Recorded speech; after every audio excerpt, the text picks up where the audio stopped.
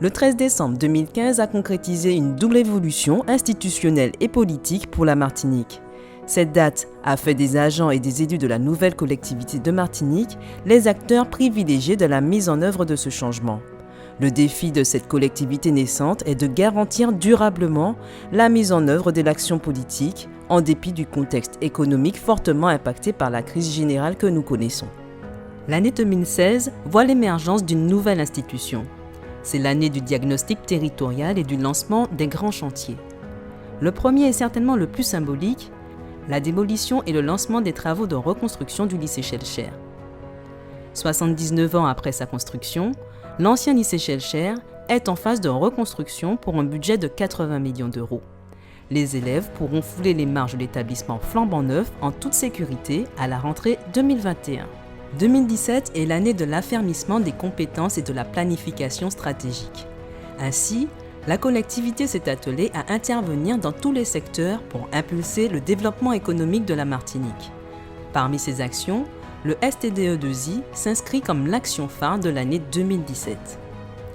Le schéma territorial de développement économique, de l'innovation et de l'internationalisation est élaboré en partenariat avec les établissements publics de coopération intercommunale, les chambres consulaires, les organisations socio-professionnelles et les services de l'État. Il dresse les grandes lignes que devront suivre les différents acteurs publics pour dynamiser la croissance du territoire, favoriser l'innovation et contribuer à l'ouverture à l'international de l'économie locale. 2018 est une année charnière, riche et intense. Des chantiers se concrétisent et attestent de l'élan impulsé par la CTM en faveur du développement du territoire.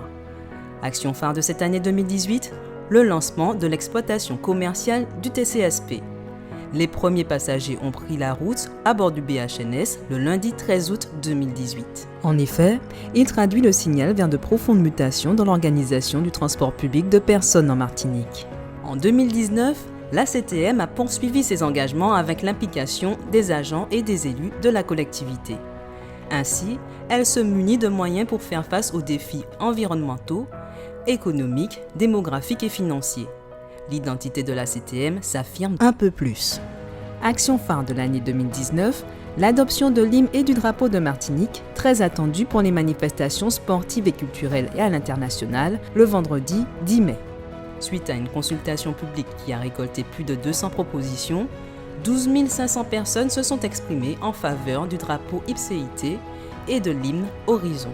En 2020, face à la succession d'événements inattendus et inédits, la pandémie Covid-19, l'épidémie de dengue, la sécheresse extrême et les pluies diluviennes dévastatrices, l'implication des agents et des élus a été primordiale pour la mise en place de stratégies pour répondre à l'urgence et à l'inconnu.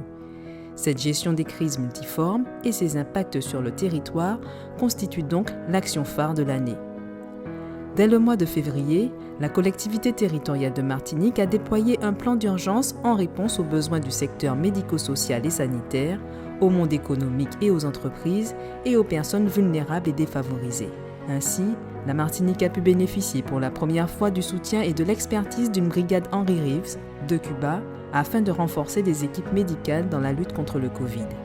De 2016 à 2020, les agents et les élus de la collectivité territoriale de Martinique se sont mobilisés pour réussir le pari du développement de la Martinique, pour gagner en performance institutionnelle, de nouvelles marges de manœuvre financières gagnées grâce à des actions de redressement ciblées, le lancement de la démarche d'évaluation des politiques publiques, le dialogue entre collectivités à statut spécifique pour l'approfondissement de la décentralisation, pour améliorer la compétitivité, pour soutenir le développement économique.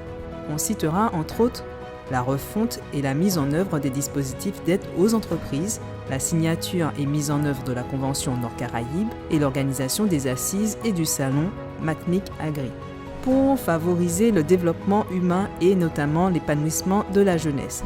La mise en place du bureau d'accueil du tournage, les actions de coopération de dates clés de notre histoire, la mise en place d'une mission de la langue créole, la modernisation de la piscine territoriale du Carbet, Jean Balmy, et du stade Louis Achille, mais également la création de l'école martiniquaise des enseignements artistiques.